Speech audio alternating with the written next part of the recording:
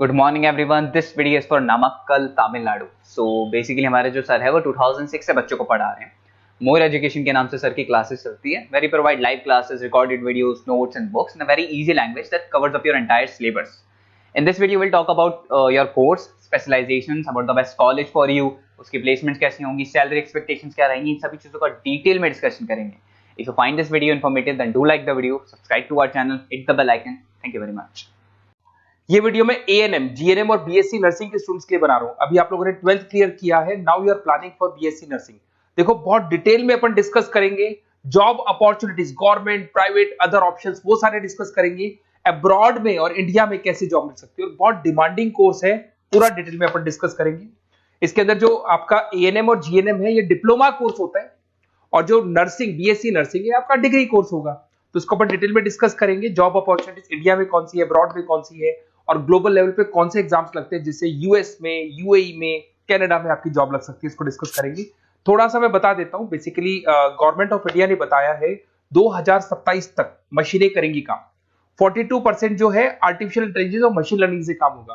तो आप ये मान के चलो जो भी कोर्स आप करने वाले हो इसमें आर्टिफिशियल इंटेलिजेंस और मशीन लर्निंग को इंटीग्रेट करके चलना, क्योंकि इसकी जबरदस्त डिमांड आने वाली है। एआई एमएल की नॉलेज आपको भी होनी चाहिए। अगर यहाँ पे देखिए फास्टेस्ट ग्रोइंग जॉब, बहुत सारी जॉब्स आने वाली है, big data, fintech, AI ML, बहुत सी जॉब्स जाने वाली है। Fastest declining job, post office clerk, bank teller, data entry, cashier.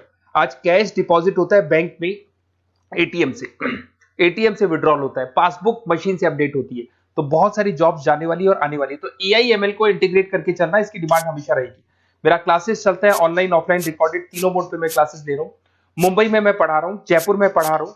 उसके अलावा बहुत सारी चीजें जिसको अपन डिटेल में डिस्कस करेंगे। अभी आते हैं अपन एएनएम, जीएनएम और बीएससी नर्सिंग पे आते हैं। अगर मैं बात करता हूं तो एएनएम और जीएनएम आपके डिप्लोमा कोर्स हो गए, और बीएससी नर्सिंग आपका डिग्री कोर्स हो गया। एएनएम आपका 2 साल का कोर्स है, जीएनएम आपका 3-3.5 साल का कोर्स है, और अगर मैं बीएससी नर्सिंग की बात करता हूं तो 4 साल का कोर्स है। इसके अंदर अगर आप एएनएम की बात करें तो 12+2 आर्ट साइंस किसी भी बैकग्राउंड से कर सकते हैं। अगर आपको जीएनएम करना है तो उसके लिए साइंस कंपल्सरी, और आपको बीएससी नर्सिंग करना है तो आपके पास फिजिक्स, केमिस्ट्री, बायो होना चाहिए, और इंग्लिश तो कंपल्सरी रहेगा ही रहेगा। एंट्री लेवल पे फटाफट आपको जॉब लगानी है, एएनएम कर लो।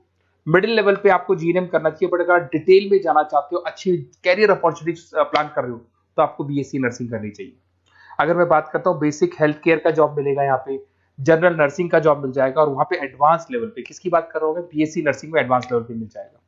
अगर आपने एएनएम कर रखा है और आगे कुछ करने की कोशिश करोगे तो आपको जीएनएम करना पड़ेगा फर्दर स्टडीज के लिए। अगर जीएनएम कर रखा है तो आपको बीएससी नर्सिंग करना पड़ेगा, और अगर बीएससी नर्सिंग कर रखा है तो फिर आप एमएससी कर सकते हैं। देखिए आपको यहाँ पे जॉब रोल दिखाई देगा।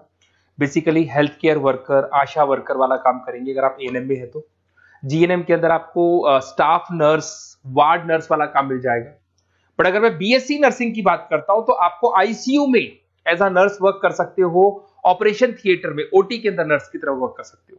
उसके अलावा नर्स एजुकेटर बन सकते हो, मतलब बेसिकली आप अपना खुद का जो क्लासेस बोलते हैं, जिसको अपन कोचिंग क्लासेस वगैरह खोल सकते हैं। अगर मैं वर्क एरिया की बात करता हूं तो हेल्थ, यहाँ पे आपको आंगनबाड़ी वगैरह में जॉब मिलता है।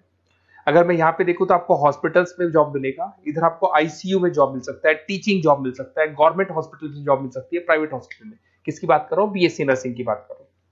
अगर ग्रोथ की बात करें तो एएनएम के अंदर आपका लिमिटेड ग्रोथ होगा, मॉडरेट ग्रोथ की बात करें जीएनएम में होगा, और अगर हाई ग्रोथ चाहिए, आपको अच्छा पैकेज चाहिए, तो फिर आपको बीएससी नर्सिंग में जाना चाहिए।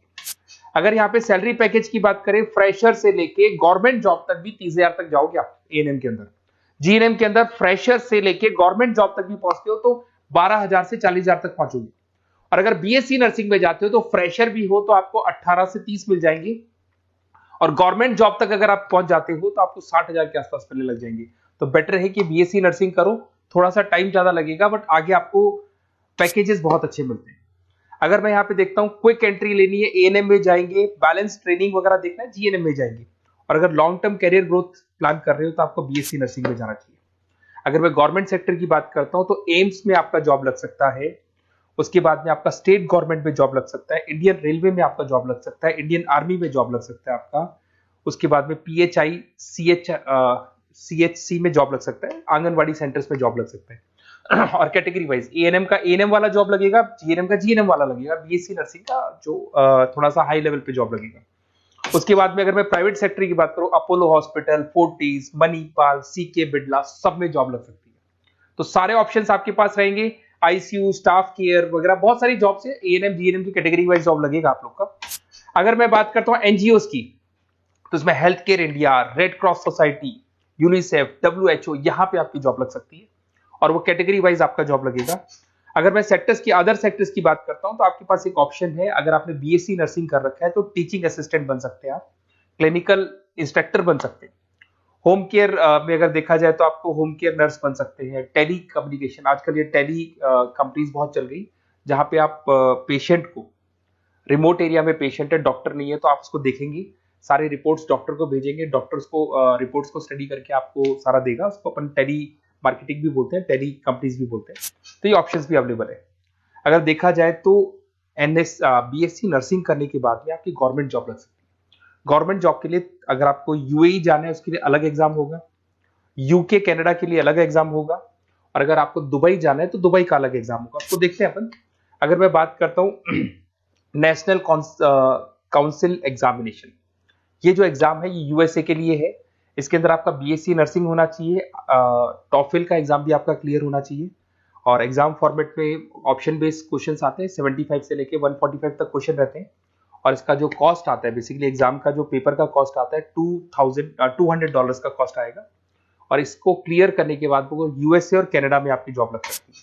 अगर मैं बात करता हूँ दुबई के लिए, अगर आपको एग्जाम देना है तो DHA एग्जाम लगेगा आपका, दुबई हेल्थ अथॉरिटी करके एग्जाम लगता है। इसके अंदर आपका बीएससी नर्सिंग कंप्लीट होना चाहिए, 2 इयर्स का आपका एक्सपीरियंस होना चाहिए। एमसीक्यूज पेपर आएगा और $170 का आपका कॉस्ट आता है इसको पेपर को देने का, और ये वैलिड होगा दुबई हॉस्पिटल्स में। तो दुबई अगर जाना है तो ये एग्जाम आपको देना चाहिए। अगर यूएई का प्लान कर रहे हो, आबू दुबई का प्लान कर रहे हो, तो आपको HAAD करके एग्जाम है ये देना होगा। वही आपका बीएससी नर्सिंग और 2 इयर्स का एक्सपीरियंस चाहिए। ऑप्शन बेस्ड पेपर आएगा, 170 से लेकर $200 तक का इसका कॉस्ट पड़ता है।